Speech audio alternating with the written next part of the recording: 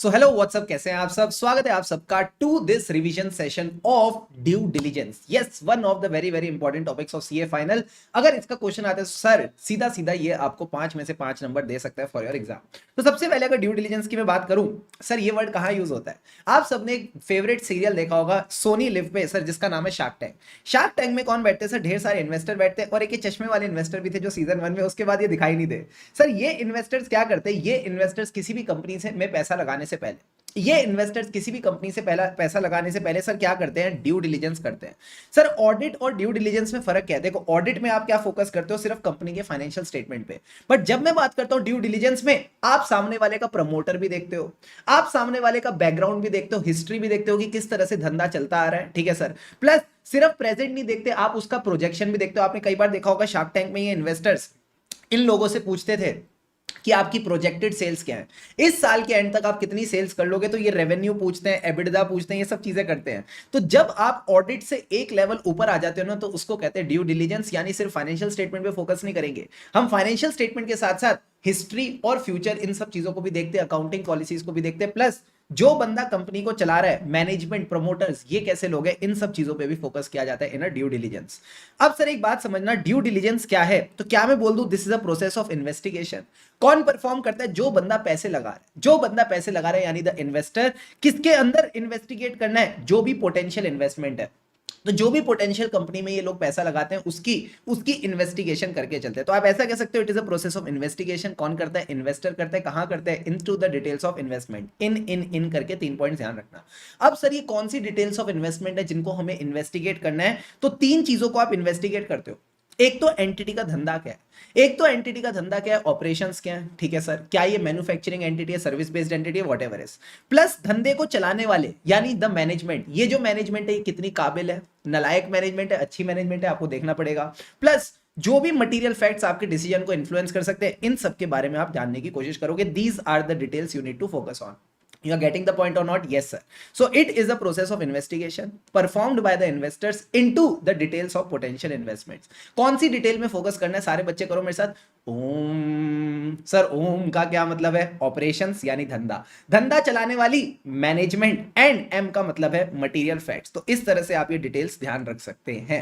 अब सर एक बात बताओ, ये जो इन्वेस्टिगेशन का प्रोसेस आपने बताया, इसमें क्या 3 चीजें इंक्लूड होती हैं। तो पहले चीजों को इंक्वायर करो, फिर उनको स्टडी करो, स्टडी करके आप एक एनालिसिस बना पाओगे। 3 स्टेप अप्रोच है। क्या क्या, इंक्वायर करेंगे, स्टडी करेंगे, एनालाइज करेंगे। सर इंक्वायर क्यों करते हैं, ताकि आपको मटेरियल फैक्ट्स पता चल सके which can influence the outcome of transaction. Outcome of transaction यानी your decision whether to invest in the other company और not. For example shark tank में कई बार आपने देखा होगा सर, वो ऐसे ना रेवेन्यू का चक्र घूमता है कि 3 साल पहले रेवेन्यू था 2 करोड़ रुपए, उसके अगले साल रेवेन्यू हो गया 3 करोड़ रुपए, फिर रेवेन्यू क्या हुआ सर, घट गया 1.5 करोड़ रुपए पे। फिर इस रेवेन्यू के साथ साथ वो लोग पूछते हैं कितना रेवेन्यू ऑनलाइन से आ रहा है, कितना ऑफलाइन से आ रहा है। क्यों, क्योंकि अगर ऑनलाइन मार्केट ग्रो कर रही है यानी कंपनी अच्छा चलेगी, अगर ऑनलाइन मार्केट कम ग्रो कर रही है तो कंपनी खराब हो जाएगी। तो ऑनलाइन ऑफलाइन जैसा टाइम पास भी ये लोग करते हैं। तो हमने क्या कहा, हमको यही मटेरियल फैक्ट्स जानने हैं विच can influence the outcome of transaction. फिर सर हम क्या करते हैं, फिर हम स्टडी करते हैं क्या फाइनेंशियल और नॉन फाइनेंशियल पॉसिबिलिटीज है इस ट्रांजैक्शन की। तो सपोज अगर मैं एक एंटिटी को एक्वायर कर रहा हूं, तो मुझे फाइनेंशियल बेनिफिट्स तो मिलेंगे, उसकी सेल्स मेरी, उसका प्रॉफिट मेरा। बट क्या कोई नॉन फाइनेंशियल सिनर्जीज हैं जो हम दोनों बांट सकते हैं। फॉर एग्जांपल उस कंपनी के पास एक अच्छी टेक्नोलॉजी है, उस कंपनी के पास एक अच्छा प्लांट है जहां पे मेरी दूसरी कंपनी के प्रोडक्ट्स भी बन सकते हैं। So financial non financial possibilities को भी कंसीडर करना है। सो इंक्वायरी करी अबाउट द मटेरियल फैक्ट्स, उसके बाद स्टडी किया फाइनेंशियल और नॉन फाइनेंशियल पॉसिबिलिटीज को। अब आखिरी में क्या करेंगे, एनालाइज करेंगे। सर एनालाइज क्या करेंगे, to confirm the conditions of the business. जैसा बिजनेस को दिखाया जा रहा है क्या एक्चुअल में बिजनेस वैसा है, या फिर सामने वाली एंटिटी या उसके जो ओनर्स हैं वो लोग फेंक रहे हैं, वो फालतू की बातें कर रहे हैं। तो ये बात आपने बस समझ के चलनी है। सो लास्ट टाइम एक बार फटाफट फ्लो रिकॉल कर लेते हैं। ड्यू डिलीजेंस का प्रोसेस क्या है sir, process of in process of investigation by the investors into the details of investment. क्या डिटेल्स है, ओम। ओम का मतलब क्या है, ऑपरेशंस। इन ऑपरेशंस को चलाती कौन है? मैनेजमेंट। साथ ही साथ मटेरियल फैक्ट्स को मत भूल जाना। अब इसमें तीन चीजें इंक्लूडेड होती है इन्वेस्टिगेशन में, इंक्वायरी, स्टडी, एनालिसिस। इंक्वायरी किसको लेके? मटेरियल फैक्ट्स को लेके। स्टडी सिर्फ फाइनेंशियल पॉसिबिलिटी नहीं, non financial possibilities also. Then analyse कर लो जो भी इन्होंने बातें बताई, these conditions of the business, इनको आप कंफर्म करके चलोगे। अब सारे के सारे बच्चे मुझे एक बात बता दो, क्या ड्यू डिलिजेंस तभी की जाती है जब मैं किसी कंपनी में शेयर्स में इन्वेस्ट कर रहा हूं? नहीं सर। अगर एक बैंक लोन भी देना चाहता है, अगर एक बैंक लोन देना चाहता है तब भी आप क्या कर सकते हो? ड्यू डिलिजेंस कर सकते हो। तो ध्यान रखना, it applies not only to the investment in a company plus also to a loan और क्रेडिट। अब अगला सवाल मेरा आप सबसे, sir statutory audit of financial statements तो सिर्फ एक स्टैट्यूटरी ऑडिटर कर सकता है, वो एक चार्टर्ड अकाउंटेंट इन प्रैक्टिस कर सकता है, बट क्या ड्यू डिलिजेंस के लिए भी सीए होना जरूरी है? मैंने कहा नारे बाबा ना, कोई भी भगवान का प्यारा बंदा ड्यू डिलिजेंस कर सकता है, यानी it can be done by any person, not only a chartered accountant. And last में सर आईसीआई का एक क्वेश्चन आता है कि कौन कौन से एरियाज में आप ड्यू डिलिजेंस कर सकते हो। तो आपने बचपन में इंटर में एक चीज पढ़ी होगी, इंटरनल रिस्ट्रक्चरिंग, एक्सटर्नल रिस्ट्रक्चरिंग। तो जब भी कंपनी को पैसे की दिक्कत आती है तो वो क्या करती है? इंटरनल रिस्ट्रक्चरिंग, इसको कहते हैं कॉर्पोरेट रिस्ट्रक्चरिंग। जब बाहर से पैसा लेना होता है तो दो जगह से आप पैसा ले सकते हो, एक तो प्राइवेटली और पब्लिक से। जो प्राइवेटली पैसा देते हैं उनको कहते हैं वेंचर कैपिटलिस्ट, तो वीसी फाइनेंसिंग हो सकती है, एएफएम में तुम पढ़ के आए हो, मुझे पता है, स्टार्टअप फाइनेंस में। और दूसरा पब्लिक से जो पैसा लेते हैं उसको कहते हैं पब्लिक ऑफरिंग। गॉट इट और नॉट गॉट इट सर? अब फटाफट अपनी किताब पे आ जाओ, देखो ड्यू डिलिजेंस के बारे में क्या लिखा है। It is a process of in investigation. कौन परफॉर्म करता है? सर इन्वेस्टर्स करते हैं। किस में परफॉर्म करते हैं? Into the details of potential investment. अब ये डिटेल क्या थी? ओम। सर ओम का मतलब है examination of operations, management and last में वेरिफिकेशन ऑफ मटेरियल फैक्ट्स। अब सर एक बात बताओ, आपने इन्वेस्टिगेशन तो बता दिया, अब इस इन्वेस्टिगेशन में 3 स्टेप प्रोसेस क्या था? सर सबसे पहले तो इंक्वायरी करेंगे, स्टडी करेंगे, एनालिसिस करेंगे। Very very good, inquiry, study, analysis. जितना चीजों को तोड़ तोड़ के रिवाइज करोगे उतना आपके दिमाग में ज्यादा बैठेंगी और आप एग्जाम में अच्छा अच्छा लिख पाओगे। इस पे क्वेश्चन है क्वेश्चन बैंक में, तभी इसको अच्छे से कर रहे हैं। अब सर इंक्वायरी किसको लेके करनी थी? सर यही जो ऊपर मटेरियल फैक्ट्स बताए थे ना, हाँ इन्हीं को लेके। So inquiry for the disclosure of all the material information that can influence the outcome of this due diligence का ट्रांजेक्शन। अब सर स्टडी क्या करनी थी? Financial, non financial as well as non financial possibilities of the successful implementation of restructuring plan. तो क्या क्या फायदे हो सकते हैं फाइनेंशियल नॉन फाइनेंशियल दोनों देख के चलेंगे। एंड लास्ट पॉइंट क्या था? एनालिसिस किसका? टू कंफर्म, जैसा बिजनेस दिखाया जा रहा है वैसा ही बिजनेस है। To analysis before acquiring the controlling interest to determine the conditions of the business confirm that has been presented about the target business। तो जैसा टारगेट बिजनेस के लिए दिखाया जा रहा है वैसा ही टारगेट बिजनेस है। प्लस ये सिर्फ इन्वेस्टमेंट पे एप्लीकेबल नहीं होता, लोन और क्रेडिट पे भी एप्लीकेबल होता है। रिकमेंडेशन फॉर इन्वेस्टमेंट और लोन और credit. Who can do a due diligence? Any person. Areas where the due diligence can be undertaken, internal restructuring, external पैसा। इंटरनल रिस्ट्रक्चरिंग को बोलते हैं कॉर्पोरेट रिस्ट्रक्चरिंग, एक्सटर्नल में पैसा आप उठा सकते हो वीसी से, और पब्लिक ऑफरिंग्स जिसको आप प्यार से बोलते हो आईपीओ। इसी के साथ साथ आपका क्वेश्चन बैंक का ये जो क्वेश्चन नंबर 7 है, इट गेट्स कंप्लीटेड। अगर आप इस क्वेश्चन को सॉल्व करोगे तो सर इसमें क्या कहा जा रहा है? CA Sanjana is acting as a credit manager of a bank. ठीक है सर, कंपनी ने बैंक को अप्रोच किया ताकि उसको क्रेडिट फैसिलिटीज मिल सके 10 करोड़ की। Very good. It is a prospective new client. CA Sanjana ने क्या चेक करी? Past history of a company, promoters का बैकग्राउंड, डायरेक्टर का बैकग्राउंड, साथ ही साथ उसने फाइनेंशियल रिजल्ट्स देखे पास्ट ईयर के और फ्यूचर प्रोजेक्शन भी देखी। सर अभी तो आपने सब बताया, सब ड्यू डिलिजेंस में होता है, पीछे का, आगे का, प्रेजेंट का। Very very good. साथ ही साथ स्वॉट एनालिसिस किया। स्वॉट एनालिसिस का क्या मतलब है? Strength, weakness, opportunities, threats. Very very good. तो ये सारी चीजें कौन से उसमें होती हैं? सर ये सारी चीजें ड्यू डिलिजेंस में होती हैं। शी ऑल्सो मेक्स इंक्वायरीज, ये देखने के लिए कि क्रेडिट वर्दीनेस कैसी है कंपनी की, प्रमोटर्स की, डायरेक्टर्स की। तो बताओ कौन सी एक्टिविटी कर रही है? Sir due diligence. इसकी नेचर क्या है? मैंने कहा इसकी नेचर वही है जो अभी आपको सिखाई, जितनी बातें आपको बताई थी वही की वही सारी बातें आपने यहां पे लिख के चलनी है। साथ ही साथ एक छोटी सी और बात लिख देना सर इसकी एक्टिविटी के बारे में, this is a prudence activity. सारे बच्चे बोलो मेरे साथ, this is a prudence activity, मतलब सोच समझ के एक्टिविटी की जाती है। और एसिड्यूटी, अब सर ये एसिड्यूटी का क्या मतलब है? 1 मिनट दो, मैं शशि थरूर से पूछ के आता हूं। हाँ जी, तो शशि थरूर जी से मेरी अभी भी बात हुई। एसिडिटी का मतलब है किसी भी चीज के ऊपर, अरे ये कौन सा पेन उठा लिया सर, किसी की भी चीज के ऊपर क्लोज अटेंशन देना, किसी भी चीज के ऊपर क्या देना, क्लोज अटेंशन देना। तो सबसे पहले आप जब इसकी नेचर बताओगे तो इसके बारे में बता देना एक्टिविटी। सर एक्टिविटी मतलब प्रूडेंस एक्टिविटी, सोच समझ के काम किया जाता है, प्रॉपर अटेंशन देके काम किया जाता है। अब ये काम करता कौन है, जब प्रूडेंस एक्टिविटी है तो कोई प्रूडेंट पर्सन ही करेगा, जब प्रूडेंस एक्टिविटी तो कोई प्रूडेंट पर्सन ही करेगा। It is exercised by a reasonable और a prudent person. So prudence activity, और नाम कैसा था, एसिडिटी जैसा, acidity which is perform by a reasonable और अ प्रूडेंट पर्सन। अब सर ये जो एक्टिविटी है, क्या इसका कोई स्टैंडर्ड दे रखा आपने ये करना है, नहीं, इसका कोई एब्सोल्यूट स्टैंडर्ड नहीं है। It depends on the facts of the case. आपने बस ध्यान देके चलना है। ध्यान देके चलने को अंग्रेजी में कहते हैं जनरल ड्यूटी टू केयर। ठीक है, तो ये एक स्टार्टिंग की लाइन बस दे देना, उसके बाद जो मैंने आपको बताया वही सेम टू सेम आपने देके चलना है। अब sir second part of the question क्या कहता है, would your answer be different अगर ये एक्टिविटी करता कोई person who is not a qualified CA. Answer is no, हमारा आंसर डिफरेंट नहीं होता।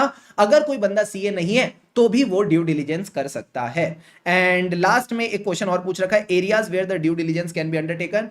क्या क्या बताए थे, इंटरनल रिस्ट्रक्चरिंग, एक्सटर्नल पैसा उठाना, कॉर्पोरेट रिस्ट्रक्चरिंग, एक्सटर्नली आप पैसा उठा सकते हो वीसी फाइनेंसिंग से और पब्लिक ऑफरिंग से। Deal done, done sir. अच्छा सर गुड न्यूज दे दो थोड़ी सी, मैंने कहा ये सवाल आपके स्टडी मटेरियल में है, आरटीपी May 23। साथ ही साथ एक चीज और ऐड कर लो, क्या सर, आरटीपी November 24।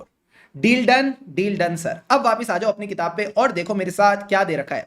सर अगला टॉपिक हमारे पास दे रखा है इंपॉर्टेंस ऑफ ड्यू डिलिजेंस। आज तक आईसीएसई ने सवाल नहीं पूछा, but yes it is a potential 4 marker जो आपके एग्जाम में आ सकता है। तो सबसे पहले बताओ हम ड्यू डिलिजेंस में क्या करते हैं। सर कंफर्म करने की कोशिश करते हैं, जैसा हमें धंधा बताया जा रहा है धंधा वैसा ही है। अब ये कंफर्म करने के लिए हमको क्या चाहिए, इंफॉर्मेशन चाहिए। You need to give information for valuing the assets, defining the representation. Defining the representation मतलब हम तुम्हारा धंधा कितने रुपए में खरीदेंगे, एंड साथ ही साथ वारंटीज वगैरह की बात कर लो कि कितने टाइम तक आपका जो बिजनेस है इतना रेवेन्यू करता रहेगा, इतनी प्रॉफिट्स कमाता रहेगा। लास्ट में for negotiating the price concession. तो कंफर्म कर लिया, नेगोशिएटिंग द प्राइस कंसेशन मतलब जो आपकी मम्मी करती है ना ऐसे, हाँ ठेले पे जाके थोड़ा भैया कम लगा लो, हाँ पापा मम्मी करते हैं ये सब चीजें, तो यही नेगोशिएटिंग द प्राइस कंसेशन हमें करना है। उसके बाद सर क्या है, identify the potential deal killer defects in the target company to avoid a bad business transaction. अब अगर आपको लगता है जो इनके प्रमोटर हैं, ओ ये जो प्रमोटर हैं ये बड़े बदमाश हैं, क्या आप ऐसी ट्रांजैक्शन करोगे। मैंने कहा नहीं, ऐसी बैड ट्रांजैक्शंस अवॉइड करके चलेंगे। एंड लास्ट में कहता है to verify whether the transaction complies with the investment और एक्विजिशन क्राइटेरिया। तो फॉर एग्जांपल आपकी जो कंपनी है, हे इधर देखो, जो आपकी कंपनी है उसका क्राइटेरिया है, हम जिस भी कंपनी में इन्वेस्ट करेंगे उसका कम से कम you can say return on capital employed 15% होना चाहिए। तो अगर आपने ये क्राइटेरिया बना रखा है तो कंफर्म कर लेना, वेरीफाई कर लेना कि जो भी ट्रांजैक्शन आप कर रहे हो, जिस भी कंपनी में आप पैसा लगा रहे हो, उसका रिटर्न ऑन कैपिटल एम्प्लॉयड 15% होना चाहिए। तो यही 4-5 बातें आपको बस इंपॉर्टेंस में ध्यान रखनी है, confirm, gain information, identify, verify. ठीक है, तो इस तरह से आप ये बस 4 बातें ध्यान रख के चलोगे। सर आइडेंटिफाई का क्या मतलब है, जितने भी डील किलर डिफेक्ट्स है आपको लगता है अगर ये दिक्कतें हैं तो मुझे कंपनी में इन्वेस्ट नहीं करना, उनको आइडेंटिफाई करके चलो। फिर आइडेंटिफाई का राइमिंग क्या होता है, वेरीफाई। सर वेरीफाई क्या करना है, वेरीफाई करना है कि जो भी ट्रांजैक्शन है वो आपके क्राइटेरिया, एक्विजिशन क्राइटेरिया से कंप्लाई करके चल रही है। देन लास्ट में क्या करना है, कंफर्म और गेन इंफॉर्मेशन। जब ये दोनों आपके चेक्स पूरे हो गए, डील किलर डिफेक्ट नहीं है, वेरी गुड, वेरीफाई कर लिया, क्राइटेरिया फुलफिल हो रहा है, हाँ सर, अब बस कंफर्म कर लो कि धंधा जैसा बताया जा रहा है, अच्छा बड़ा प्रॉफिटेबल बताया जा रहा है, तो एक्चुअल में प्रॉफिटेबल है कि नहीं। और आखिरी में जब आपको पैसे इन्वेस्ट करने हैं तो सर उनके एसेट्स के बारे में, उनकी लायबिलिटीज के बारे में इंफॉर्मेशन ले लेना, ताकि आपको पता चल जाए कितने रेट में आपको ये एंटिटी को खरीदना चाहिए। तो आखिरी में gain the information so that you can value the entity. Last time मुझे जल्दी से चारों के चारों बेनिफिट्स एक बार रिकॉल करा लो। सर सबसे पहले identify the deal killer defects, ताकि हम पैसे ना लगाएं। अगर डील किलर डिफेक्ट नहीं है तो वेरीफाई करो आपका क्राइटेरिया फुलफिल हो रहा है कि नहीं। अगले 2 पॉइंट शुभम सर ने क्या बताया, सर आपने हमको बताया था कंफर्म कर लो कि धंधा अच्छा है, और फिर क्या करेंगे सर, कंफर्म करने के लिए हमें इंफॉर्मेशन गेन करनी पड़ेगी, एसेट्स को लेके, प्राइस नेगोशिएशंस को लेके, ये सब काम हमको करके चलना है। ठीक है बॉस, ठीक है सर।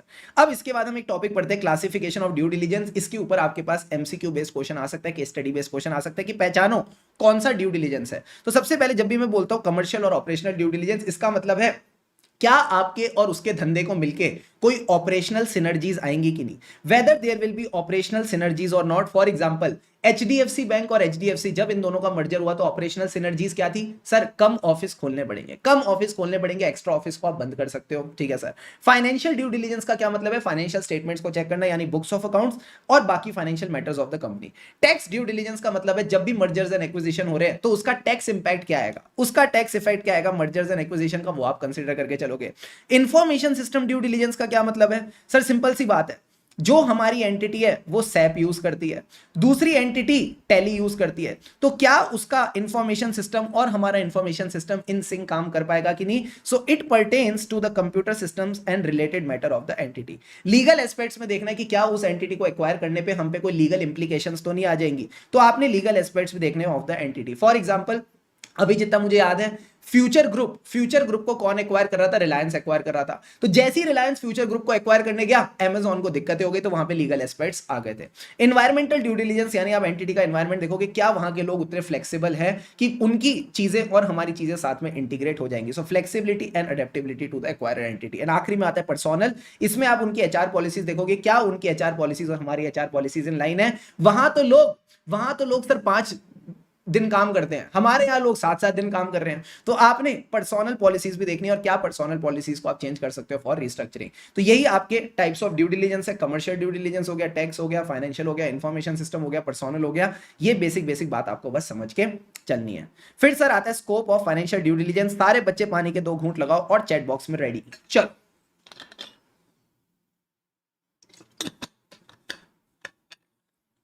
सो दोस्तों अब sir scope of financial due diligence में आईसीआई का भी ट्रेंड क्या चल रहा है, ये आपसे इंडिविजुअल पॉइंट्स पे एक बड़ा वाला क्वेश्चन पूछ लेते हैं। अब क्या क्या क्वेश्चंस आ सकते हैं ध्यान से समझना। सबसे पहले फाइनेंशियल ड्यू डिलिजेंस में क्या मैं सिर्फ एंटिटी के फाइनेंशियल स्टेटमेंट्स पे फोकस करूंगा या फिर हिस्ट्री पे भी फोकस करूंगा, प्रोजेक्शन पे भी? सर सब चीजों पे फोकस करके चलेंगे।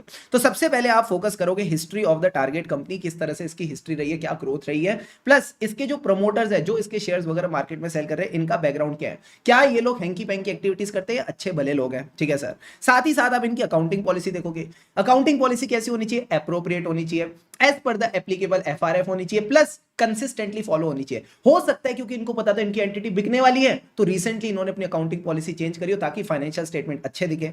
सो check if it is appropriate and see if it has been changed in the recent past. ये बेसिक बात आपने देखनी है। फिर बेसिक काम कर लेना, फाइनेंशियल स्टेटमेंट्स देख लेना, ये accounting standard framework for preparation presentation of financial statements के हिसाब से होने चाहिए। अगर इसमें कोई एक्स्ट्रा ऑर्डिनरी आइटम है तो उसकी रीजनिंग देख लेना, प्लस लास्ट 4-5 साल के एक बार प्रॉफिट्स देख लेना ताकि आपको पता चल जाए ट्रेंड क्या चल रहा है। टैक्सेशन का क्या मतलब है, taxation tax implications of the merger देखेंगे, and the most important one is cash flow.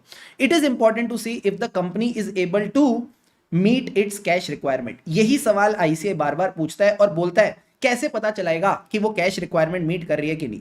तो मैंने कहा कैश फ्लो के लिए सारे के सारे बच्चे देखो क्या होता है। पहले बताओ मुझे कैश आती कहां से है सर, जो हमारी इन्वेंट्री है या तो वो मैं क्रेडिट पे बेचूंगा या कैश पे बेचूंगा। तो आपने देखना है how we are able to turn our current assets. 2 current assets क्या है, ट्रेड रिसीवेबल, इन्वेंट्री। इससे आप कैसे पैसा निकालते हो, उसको कहते हैं turning the debtors and turning the inventory. जब इनसे पैसा आएगा तो उसका क्या होगा सर, 2 चीजें हो सकती हैं। सबसे पहले तो आप अपने क्रेडिटर्स को पेमेंट करोगे, जो बैंक से शॉर्ट टर्म लोन ले रखे हैं वो करोगे, बाकी स्टेक होल्डर्स को पेमेंट करोगे। So how the company is able to honour the commitment to the trade payables, banks and stakeholder. अब जो आपने पैसा इनको दे दिया, जो बचा हुआ पैसा है उसको देखो कैसे कंपनी डिप्लॉय कर रही है। क्या वो पैसा आइडल पड़ा है, आए उस पर कोई रिटर्न ही नहीं आ रहा, या फिर कंपनी उसको इन्वेस्ट करके चल रही है ताकि बढ़िया बढ़िया उसको रिटर्न मिल सके। तो इस फ्लो से आप कैश रिक्वायरमेंट वाले 5 पॉइंट्स याद रख सकते हो। वापस एक बार मेरे साथ देखो क्या कहता है। सबसे पहला पैसा कहां से आएगा, डेटर्स और इन्वेंट्री। कहां को जाएगा, 2 जगह जा सकता है, आप क्रेडिटर्स और बैंकर्स की कमिटमेंट्स को ऑनर करो या फिर बाकी पैसा डिप्लॉय करो। डिप्लॉय कैसे करोगे, या तो खाली पड़ा रहेगा या फिर आप उसको इन्वेस्ट करके चलोगे। यही सेम टू सेम बात आपकी बुक में दे रखी है, देखो क्या कह रहा है। इट इज नेसेसरी, जब भी आप कैश रिक्वायरमेंट्स वाला पॉइंट देखो, it is necessary to check. सबसे पहले पैसा आएगा मतलब how well the company is able to turn its trade receivables and inventory. कहां को जाएगा, पहले ट्रेड पेबल को जाएगा, to honour its commitment to the trade payable, banks, government. Sir government पैसा क्यों लेके जा रही है, taxes, okay sir, and other stakeholders. And last में जो बचा पैसा है वो कैसे डिप्लॉय होगा, या तो आइडल पड़ा रहेगा या वो मैक्सिमम बेनिफिट्स निकाल रही है of the available fund. Sir benefit कैसे आता है, इन्वेस्ट करके। So last point is investment pattern of the company, and क्या वो इन्वेस्टमेंट्स रियलाइज हो पाएंगी या नहीं, कैश फ्लो हो गया डन। फाइनेंशियल प्रोजेक्शन देख लेना नेक्स्ट 5 इयर्स की, एमसीक्यू वगैरह में आ सकता है। प्लस आप देखोगे इनके मैनेजमेंट और एम्प्लॉइज कैसे हैं, क्या वो हमारी कंपनी के साथ भी रुकेंगे आफ्टर द एक्विजिशन, उसके बाद हमने उनको क्या ईसॉप्स और सेल्स इन्वेस्टमेंट प्रॉमिस कर रखे। स्टैट्यूटरी कंप्लायंस देख लेना, लीगली कंप्लायंट है, अगर लीगली कंप्लायंट नहीं होगी तो फिर आपको पेनल्टी का प्रोविजन भी कंसिडर करके चलना पड़ेगा। अब आ जाता है आईसीआई का फेवरेट क्वेश्चन, हिडन लायबिलिटीज। जब भी कोई कंपनी अपने आप को सेल कर रही है वो हमेशा क्या चाहेगी सर, लायबिलिटीज को अंडरस्टेट करे। अब as a due diligence expert आपका ये कर्तव्य बनता है, सर क्या बनता है, सर क्या बनता है, क्या बोला आपने, कर्तव्य, इट इज योर ड्यूटी कि आप इन हिडन लायबिलिटीज को चुन चुन के पकड़ो। सर हिडन लायबिलिटीज कैसे पकड़नी है, मैंने कहा कुछ लायबिलिटीज तो ड्रॉर में छुप के बैठी हैं। सर कौन सी लायबिलिटी, सबसे पहले शो कॉज नोटिस, 2 लेटर्स है, सबसे पहला लेटर है शो कॉज नोटिस। ये शो कॉज नोटिस क्या कहता है, शो कॉज नोटिस बेसिकली तब आता है जब भी कंपनी कोई इनकम टैक्स की लायबिलिटी टाइम पे नहीं करती, या डिमांड या फिर जीएसटी की लायबिलिटी टाइम पे नहीं करती, तो डिमांड ऑर्डर से पहले डिमांड नोटिस आता है। तो जब भी कंपनी के पास कोई शो कॉज नोटिस आएगा तो भाई, और वो डिमांड में मैच्योर नहीं हुआ, वो हमेशा एज अ कंटिंजेंट लायबिलिटी दिखाना चाहिए। एंड दीज में बी मटेरियल एंड इंपॉर्टेंट, तो इनको पकड़ लो, ठीक है सर, इनसे लायबिलिटी आगे जाके आ सकती है। प्लस अगर कंपनी ने कोई लेटर ऑफ कंफर्ट दिया है, सर लेटर ऑफ कंफर्ट और बैंक गारंटी में फर्क क्या होता है मैं बताता हूं। बैंक गारंटी जो होती है ना, अगर कंपनी, अगर सपोज मैंने ये मान लो मेरी सब्सिडरी है, मैंने सब्सिडरी के लिए बैंक गारंटी नहीं दी, बैंक गारंटी दी है, अगर सब्सिडरी ने पैसे नहीं दिए ना, बैंक मेरा गला पकड़ सकता है, सिंपल सी बात है। बट यहां अगर मैंने बैंक गारंटी की जगह लेटर ऑफ कंफर्ट दिया है, तो sir letter of comfort bank कभी भी मेरे अगेंस्ट यूज नहीं कर सकता।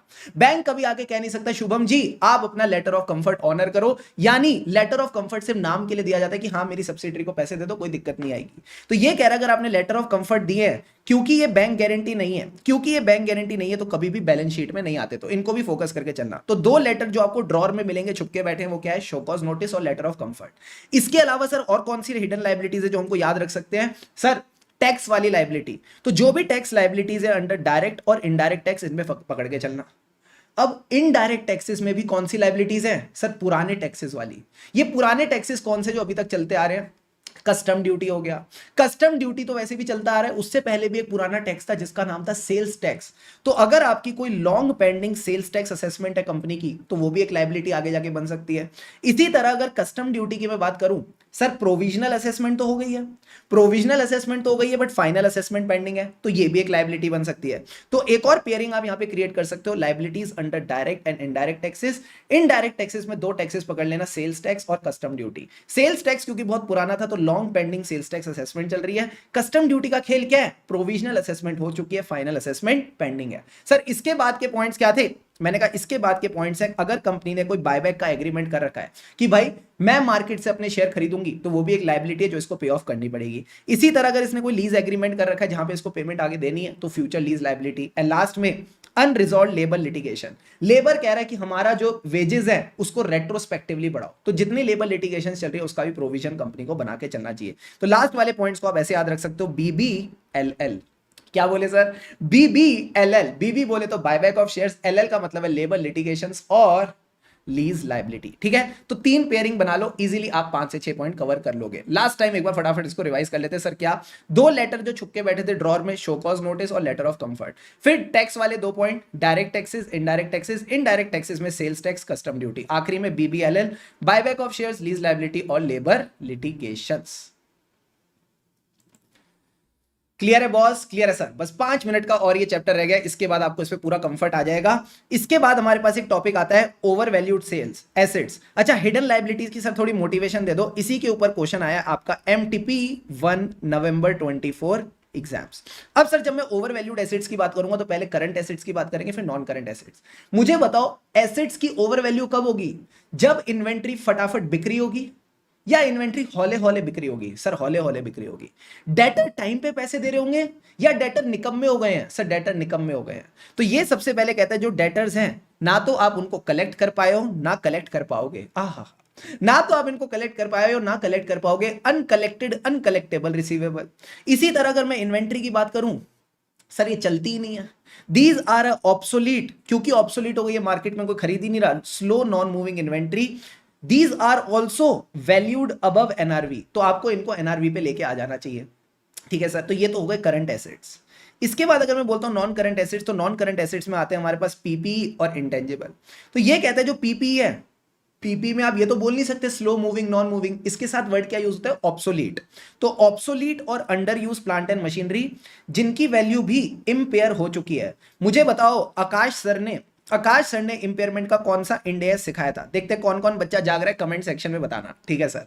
इसके अलावा जब मैं बात करता हूं इनटेंजिबल एसेट्स की, इनकी भी वैल्यू खत्म हो गई। तो 4 एसेट्स तो ऐसे ही आपके टिप्स पे आ गए, बहुत इंपॉर्टेंट टॉपिक है, बार बार ऐसे पूछता है। तो सबसे पहले करंट एसेट्स में डेटर, जिनको आप ना कलेक्ट कर पाए हो ना कलेक्ट कर पाओगे, अनकलेक्टेड अनकलेक्टेबल रिसीवेबल। उसके बाद सर बात करी इन्वेंट्री की, obsolete slow moving non moving inventory जिनको हमने एनआरवी पे कर रखा है जबकि इनकी वैल्यू गिर गई है। फिर आएंगे plant and machinery, under used obsolete plant and machinery जिनको आपको इंपेयर करने की नीड है।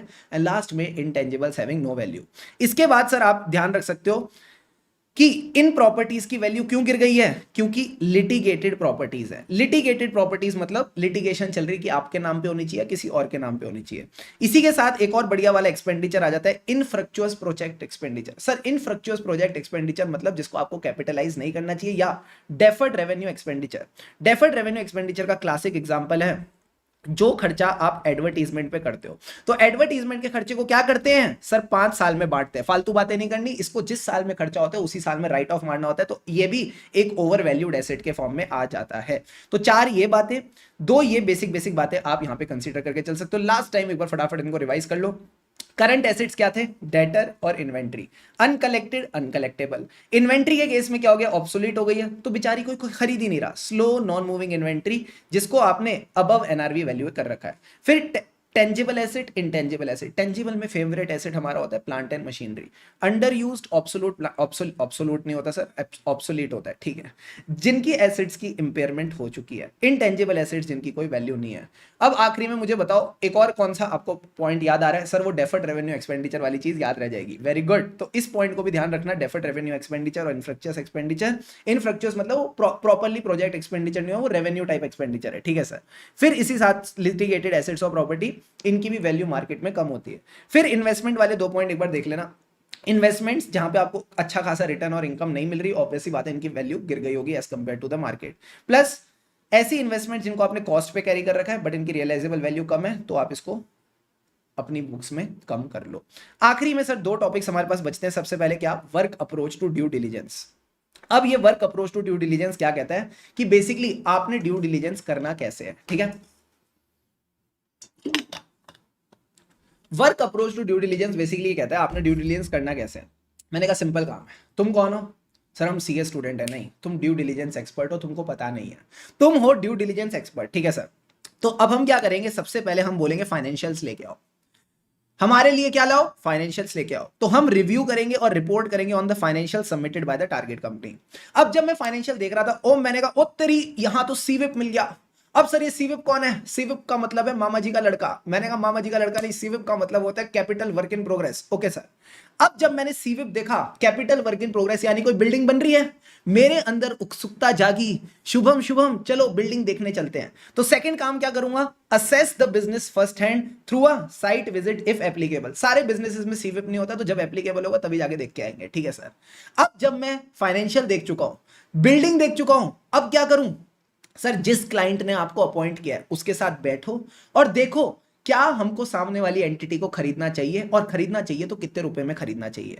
तो थर्ड स्टेप में क्या करेंगे, work through the due diligence process with the investor to define the key areas. कौन से की एरियाज है जिसपे आपको फोकस करना चाहिए, और डिसाइड करो कि हमें कितना पैसा देना चाहिए कंपनी को एक्वायर करने के लिए। Helping prepare an offer for completion of due diligence. तो एकदम फ्लो में चलेंगे सर। क्या, सबसे पहले रिव्यू और रिपोर्ट करेंगे फाइनेंशियल्स में। जैसे ही फाइनेंशियल्स में सीविप दिखा, हम क्या करेंगे, साइट विजिट करेंगे।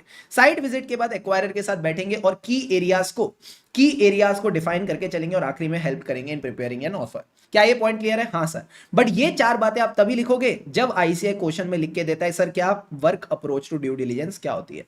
लास्ट क्वेश्चन आता है how to conduct a due diligence, ठीक है। एक हो गया वर्क अप्रोच, एक हो गया how.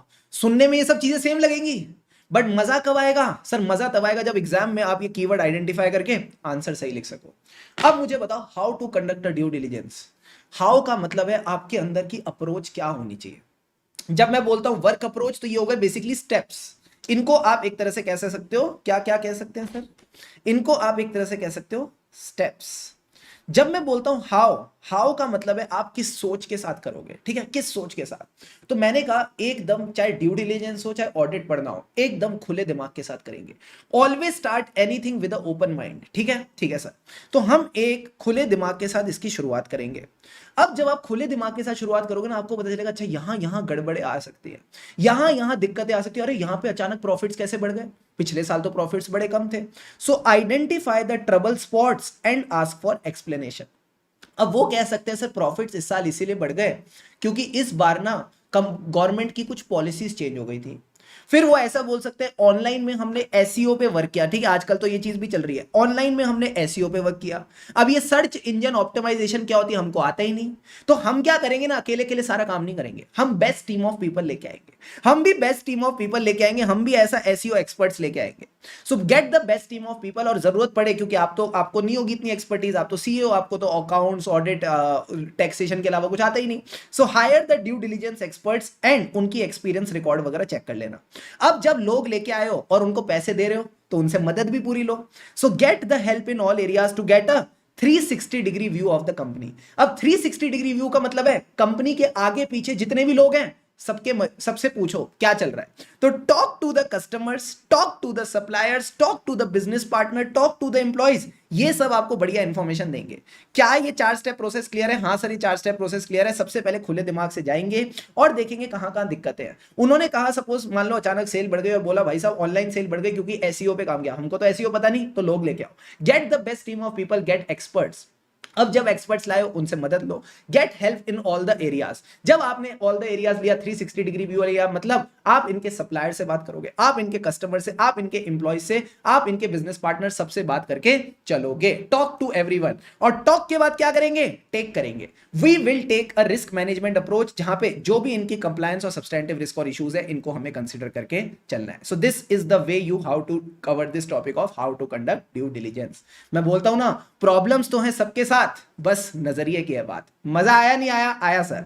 Now let's move to the last topic of the day, contents of due diligence report. Sir बचपन में कितनी सारी प्रोजेक्ट रिपोर्ट्स आपने बनाई होंगी हॉलीडे होमवर्क में, हाँ बस उसमें क्या आता था? एग्जीक्यूटिव समरी, जिसमें आप बताते थे पूरे प्रोजेक्ट के बारे में। फिर आता है इंट्रोडक्शन।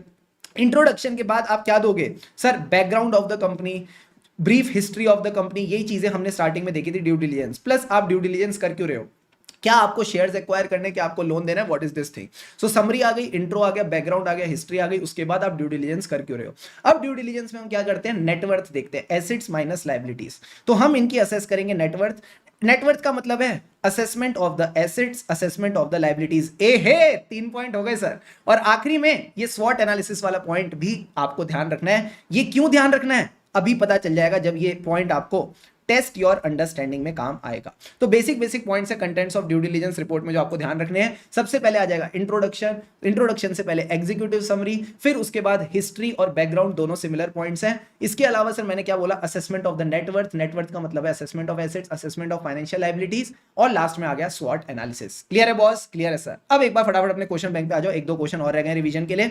सबसे पहला क्वेश्चन जो आपके टेस्ट योर अंडरस्टैंडिंग में दे रखा है सर, वो क्या है? एक बैंक है जिसके पास एक बोरोवर आया है, उसको फ्रेश टर्म लोन चाहिए 5 करोड़ का, ठीक है सर।